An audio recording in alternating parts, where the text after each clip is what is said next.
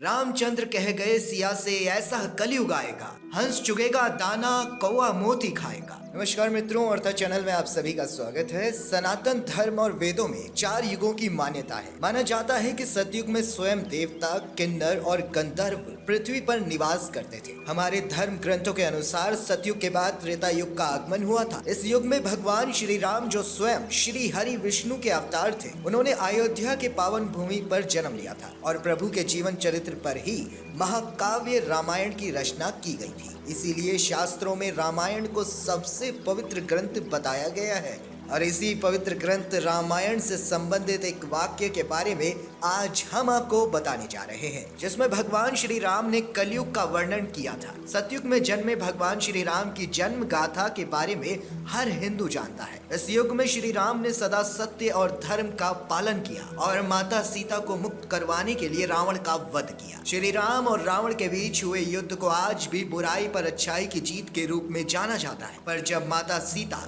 रावण की कैद से रिहा होकर आई, तब उन्होंने जो कुछ भी अनाचार लंका में होता देखा था, उसका संपूर्ण वर्णन उन्होंने प्रभु श्री राम के समक्ष किया। तब राम जी ने सीता जी से कहा, हे जानकी, जो कुछ तुमने लंका में देखा वो आने वाले युग का प्रारंभ मात्र है। इस युग के पश्चात द्वापर और द्वापर के बाद जो युग आएगा वो घोर अनाचार वाला समय होगा, जिस समय को कलयुग के नाम से जाना जाएगा। फिर जब माता सीता ने भगवान राम से पूछा कि किस प्रकार का होगा कलयुग का समय, तब प्रभु श्री राम ने जो कुछ भी कलयुग के विषय में बताया उसे बहुत ही मनोहर ढंग से एक दोहे में सहचित्र किया गया है। तो आइए आपको पहले दोहे के रूप में सुनाते हैं कि प्रभु राम ने कलयुग कैसे परिभाषित किया था। ये दोहा कुछ इस प्रकार है। रामचंद्र कह गए सिया से ऐसा कलयुग आएगा, हंस चुगेगा दाना कौआ मोती खाएगा। इसका तात्पर्य ये है कि एक समय ऐसा भी आएगा जब योग्य व्यक्ति की उपेक्षा होगी एवं अयोग्य व्यक्तियों को अन्य कारणों से महत्वपूर्ण पद व स्थान सौंपे जाएंगे। इस कारण समाज में अराजकता फैलेगी और प्रगति रुक जाएगी। इतना सुन फिर सिया ने राम से पूछा कि कलयुग में धर्म कर्म को कोई मानेगा या नहीं।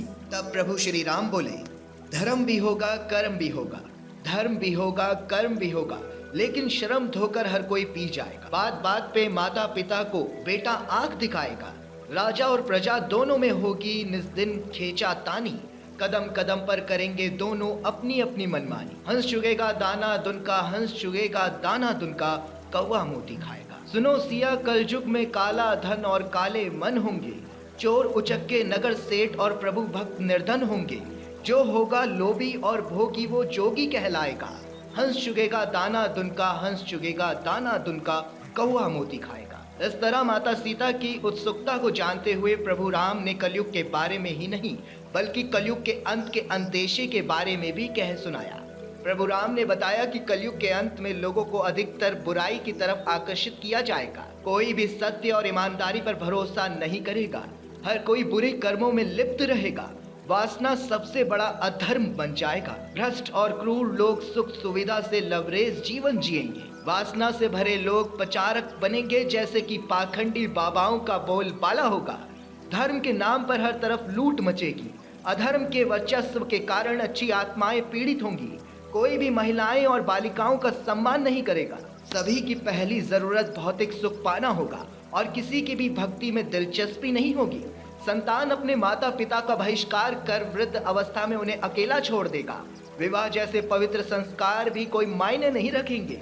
लोग अपने माता पिता, गुरु और शिक्षकों का अनादर करेंगे। सामूहिक हत्याएं, अत्याचार, शोषण व अधर्म का फैलाव बढ़ता चला जाएगा। दोस्तों, आप भी कहीं ना कहीं भगवान राम के कलयुग के बारे में इन बातों से सहमत जरूर होंगे।